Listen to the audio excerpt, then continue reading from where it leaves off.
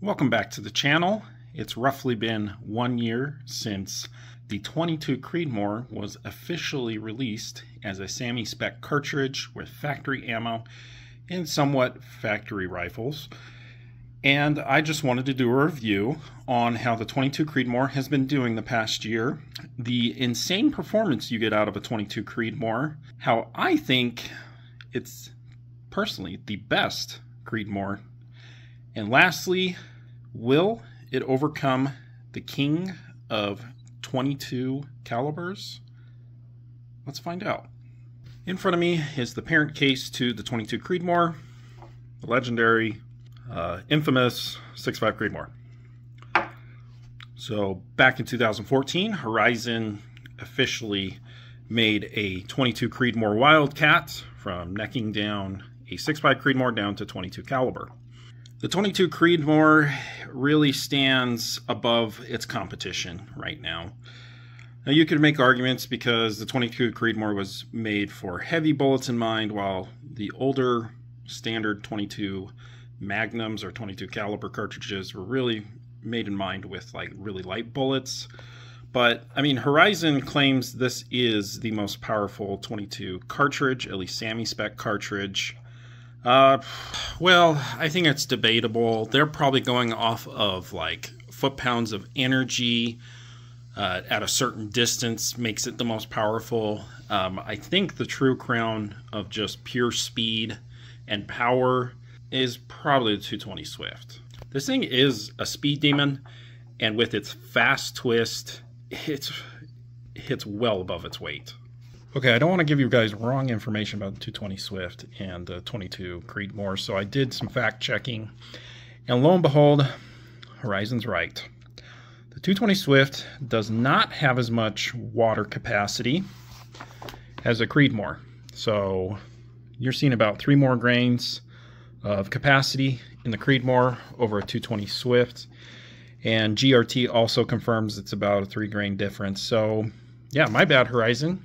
You are indeed the fastest SAAMI spec 22 cartridge. Speaking of load data, let's go ahead and look at the 22 Creedmoor load data. This is from Hornady. This is using a Horizon firearm with a 24-inch barrel, so you possibly could get more with the 26. And let's see here. Whew, this thing is moving. A 62 grain at 3850. Let's see. 75 grain at 3600, 80 grain at 3450, and tops out with a 90 grain A-tip at 3300 feet per second. That is really impressive performance. Look, I'm just going to say this now. The 22 Creedmoor with the 90 grain A-tip smokes. 6mm Creedmoor, and especially 6.5 Creedmoor out to 1,000 yards. This, guys, is why I think it's the best Creedmoor. Let's go ahead and look at the 6.5 Creedmoor data. This is for long distance shooting, not hunting. We're going to use the 135 grain A-tip. I think it's a very good blend of speed and high BC. And I've been doing the data out of GRT. I'm not sure you're going to be able to get this, but I don't know if most people are even going to get this velocity, but GRT says with a 24-inch barrel, you could get 2940 feet per second, which is extremely good for a 6.5 Creedmoor. You're looking at almost 2,600 foot-pounds of energy. Let's just take this straight out to 500 yards. You've got the bullet going 2247, 1,500 foot-pounds of energy. Here's the wind drift in a 10-mile-per-hour wind in MOA 2.49, and then this is the inches of drop, 43.9. Let's go ahead and take it out to 1,000 yards. Bullet's going 1660 feet per second, 826 foot-pounds, 5.74 MOA in wind adjustment, and 264 inches of drop. This is pretty good for a 6.5 Creedmoor. Now we're on to the 22 Creedmoor with the 90 grain A-tip, 0.585 BC, super high for a 22 caliber bullet, going 3,300 feet per second, 2,177 foot-pounds. So it's already like 450 foot-pounds less, but you get only 9 pounds of recoil compared to like 14 in the 6.5 Creedmoor. Out to 500 yards, the bullet's going almost 2,500 feet per second. 1,240 foot-pounds of energy. So it's about 300 foot-pounds off at 500. 2.33 MOA in wind drift. A slight advantage for the 22 Creedmoor. And a decent advantage in drop at only 34 inches. Then let's go out to 1,000 yards. The bullet is going 1,813 feet per second, so quite a bit faster. And you're within about 200 foot-pounds of energy. Doesn't really matter for both of these. Neither one of these are a long-distance hunting cartridge. But there is a slight advantage, 5.4 MOA in wind drift compared to like 5.7, and a really good advantage of drop with only 211 inches, so about a 50-inch difference in drop. Almost 4 feet advantage, kind of. But in MOA, I forgot to show you, but it's 20 MOA in drop for a 22 Creedmoor. It's 25 MOA in a 6.5 Creedmoor. Now, in the beginning of the video, I made a, I don't know, somewhat bold claim. I don't know how bold it is to beat a Creedmoor or to be the best Creedmoor, but I did say the 22 Creedmoor is the best Creedmoor, and I've really got 3 reasons why it beats the 6.5 and the 6mm. Number 1, it has flatter trajectory with the same amount of wind drift. For anyone that shot long distance, yes, having a flat cartridge is really awesome, but what really kills you is the wind. So being able to be flatter and the same wind drift it's just awesome.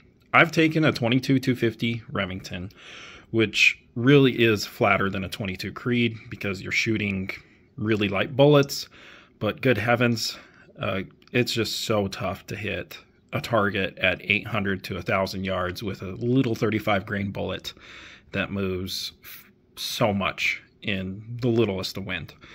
Okay, number 2, you're going to have less recoil with the 22 Creed versus a 6mm and a 6.5.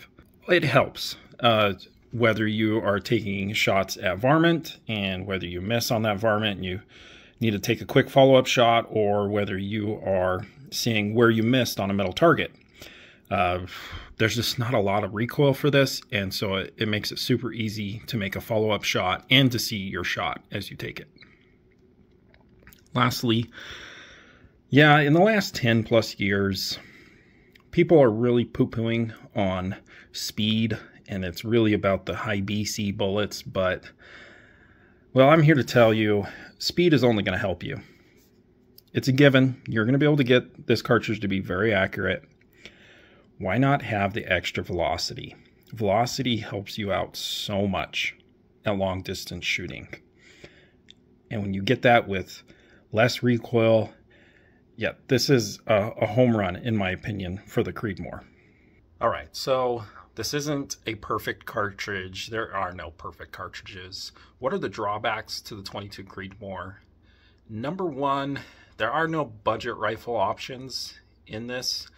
You're going to be spending well over $1,000 for a 22 Creedmoor rifle. It really hasn't hit mainstream at all yet. Number 2 is you're really limited on ammo. If you're a factory ammo shooter, your options are Hornady ammo from Horizon. You won't be able to buy ammo from a lot of other places, and so far no other companies really jumped on making ammo for it yet. Now, in the beginning of the video, I did allude to, like, can it overthrow the king of 22 cartridges? And first thought, you're probably thinking 223 Remington or 5.56. When I think of a varmint 22 cartridge, I think 22-250 Remington. And as of now, no, I don't see it ever overthrowing it or being the new 22-250 Remington. It's way, way, way too niche. There are no budget options in rifles. Your ammo is extremely kind of hard to get, and there's just not a lot of it yet. I do think it will get more popular as time goes on, but I guess time will tell if it'll even come close to the 22-250 Remington popularity.